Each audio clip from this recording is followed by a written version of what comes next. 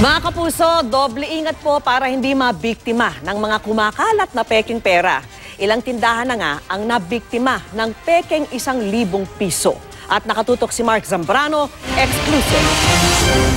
Nahuli kam ang pagpasok ng isang babae sa bake shop na ito sa Roses Avenue sa Quezon City pasado alas 8 ng gabi noong January 23. Matapos pumili ng buko pandan, nagbayad ng babae gamit ang 1,000 piso. Kinaskas ko pa yun ng para malaman ko kung talagang peke. Kasi ayaw magkulay ng ng 1,000. Kaya sabi niya po, sige, babalik na lang ako, papalitan ko ito ng 1,000. Tapos yun na po, hindi na siya bumalik.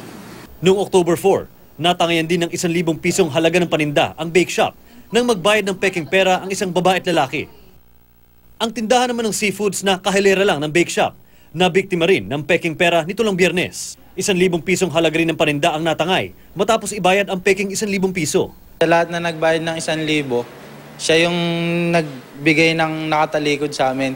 Tapos hanggat di ko kinuuha, hindi niya rin po binibitawan. Ayon sa Bangko Sentral, may mga paraan para malaman kung peke ang pera kahit walang equipment. Ginaganyan lang yan o chine-check mo lang kung maligas-gas. Kung yan ay maligas-gas, yan ang genuine. Pero pag peke, smooth yan. Malayo ang pagkagwapo ng mukha ng tao. Malayo ang pagkalinis ng imprenta. Bukod sa pamemeke, labag din sa batas ang pagsulat, pagpunit at paglamukot o anumang gawaing maaring makasira sa ating mga paper bills at coins. Pinakamababang fine niya ay not more than 20,000 pesos, no?